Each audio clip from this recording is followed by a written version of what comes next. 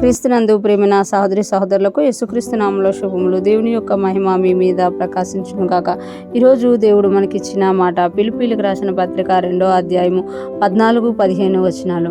మీరు మూర్ఖమైన వక్రజనం మధ్య నిరపరాధులను, నిష్కలంకులను, అనింద్యులనైన దేవుని కుమారులగునట్లును సనుగులను, సంశయములను మాని సమస్త కార్యములను చేయుడి. ఈ మాటలు పౌలు గారు ఫిలిప్పీ సంఘానికి తెలియజేస్తున్నారు.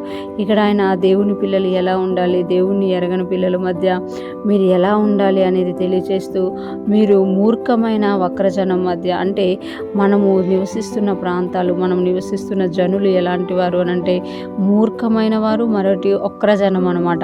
అంటే యేసుని ఎరగని ప్రతి ఒక్కరిలో కూడా మూర్ఖత్వం అనేది ఉంటుందన్నమాట. ఎందుకు అనంటే దేవుని వాక్యము చేత వారు సాధు చేయబడలేదు కనుక.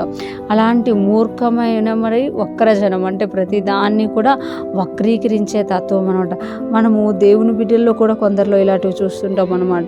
అదేవిధంగా అన్యుల జనుల గురించి ఇక్కడ ఫిలిప్పీ పత్రికలో పౌలు గారు తెలియజేస్తున్నారు కదా, మీరు మూర్ఖమైన వక్రజనం మధ్య నిరపరాధులను, నిష్కలంకులను, అనింద్యులనైన దేవుని కుమారులగునట్లు.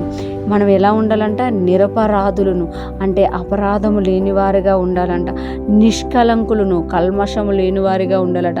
అనింద్యులునైనా అంటే అన్యులైన వారు, మన చుట్టూ ఉన్న మూర్ఖమైన ప్రజలు మన మీద నింద వేయలేకపోయినట్లుగా, నింద వేయడానికి వాళ్ళకి ఛాన్స్ లేనట్టుగా అనింద్యులునైనా దేవుని కుమారులగునట్లు. అంటే మనము నిరపరాధులుగా, నిష్కలంకులుగా, అనింద్యులుగా ఉన్నప్పుడు మనము దేవుని కుమారులము, దేవుని కుమార్తెలము అని ఈ మన చుట్టూ ఉన్న ప్రజలకు మనం తెలియజేస్తామట. దేవుని కుమారులు అగునట్లు, దేవుని కుమార్తెలు అగునట్లు సనుగులను, సంశయములను మాని సమస్త కార్యములు చేయుడి. అనింద్యముగాను, నిరపరాధులుగాను, నిష్కలంకులుగాను జీవించడమే కాదు, ఇంకొకటి ఏంటంటే సనుగులను, సంశయములను మానాలట. అంటే నిరపరాధులను, నిష్కలంకులను, అనింద్యులనైనా దేవుని కుమారులు అగునట్లు. అంటే పైన 3 ఉన్నా కూడా కొందరు సనుగుతూ ఉంటారు, సంశయిస్తూ ఉంటారు, అనుమానిస్తూ ఉంటారు అనమాట.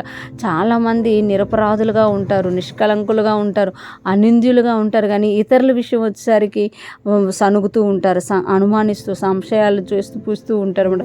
అలాగా మనం ఉండకుండా సమస్త కార్యాలు చేయాలట. అంటే సనగకుండా, సంశయించకుండా, అనుమానించకుండా మనం సమస్త కార్యాలు చేయుడి. అప్పుడు మీరు దేవుని సన్నిధిలో దేవుని పిల్లలుగా పిలువబడతారు అని ఇక్కడ తెలియజేయబడుతున్నారు. ఈరోజు ఫ్రెష్ మనం వింటున్న ప్రతి ఒక్కరూ జ్ఞాపకం చేసుకోవాలి.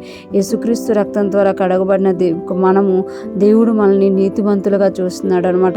నిరపరాధులుగా అంటే అపరాధం లేని వారుగా చూస్తున్నాడు, నిష్కలంకులుగా చూస్తున్నాడు, నిరపరాధులుగా, నిష్కలంకులుగా, అనింద్యులుగా చూస్తున్నాడు. అలాగ మనం ఈ లోకంలో జీవించాలి అనేది దేవుని యొక్క ఆశ అనమాట. అదేవిధంగా ఏ పని మనం చేసినా సనుగుకునే వారంగా, సంశయించే వారంగా కాకుండా పూర్ణ హృదయంతో, పూర్ణ మనస్సుతో మనం చేయాలి అని దేవుడు కోరుకుంటున్నారు. అటువంటి గొప్ప కృప మనందరికీ కలుగునుగాక.